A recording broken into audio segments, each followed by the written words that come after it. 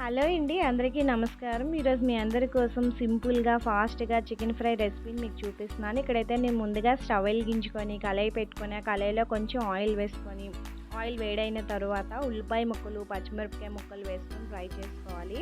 అవి కొంచెం brown colour అయిన తర్వాత కడిగి శుభ్రం చేసి పెట్టుకున్న చికెన్ కూడా వేసుకొని బాగా కలుపుకోవాలి. కలుపుకొని ఇలా మూత పెట్టుకొని 2-3 మినిట్స్ తర్వాత మూత తీస్తూ అందులో కొంచెం పసుపు, రుచికి సరిపోయినంత సాల్టు, ఒక టేబుల్ స్పూన్ల కారం, ఒక టేబుల్ స్పూన్ అల్లం వెల్లుల్లి పేస్ట్ వేసి అంతా చికెన్ బాగా పట్టేటట్టు కలుపుకోవాలి. ఈ విధంగా ఇలా మూత పెట్టుకోవడం వల్ల చికెన్ అనేది వాటర్ చేరి త్వరగా ఉడుకుతుంది. మధ్య మధ్యలో మూత తీస్తూ కలుపుతూ ఉండండి. ఈ చికెన్ ఫ్రైలో నేను వాటర్ వేసుకోకుండా చికెన్ ఫ్రైని తయారు చేస్తున్నాను. కొంచెం కూడా వాటర్ వేయటం లేదు.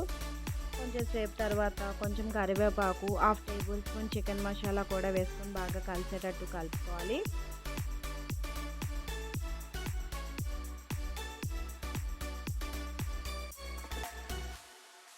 ఇలా కలుపుకొని ఫైనల్గా కొత్తిమీర కూడా వేసుకొని బాగా ఫ్రై చేసుకోవాలి.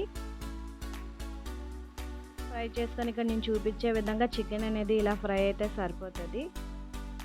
అంతేనండి, ఇక స్టవ్ ఆఫ్ చేసుకోవాలి. మన చికెన్ ఫ్రై అనేది ఎంతో సింపుల్గా చాలా ఫాస్ట్గా రెడీ అయింది. ఈ చికెన్ ఫ్రై అనేది ఒక ప్లేట్లో సర్వ్ చేసుకుంటున్నాను. సర్వ్ చేసుకొని ఇలా ఉల్లిపాయతో ఫైనల్గా కొత్తిమీర వేసుకొని గార్నిష్ చేసుకొని ఉల్లిపాయతో చికెన్ తింటే చాలా బాగుంటుంది. ఒకసారి ట్రై చేయండి. మా వీడియో నచ్చినట్లయితే లైక్ చేయండి, షేర్ చేయండి, సబ్స్క్రైబ్ చేయండి.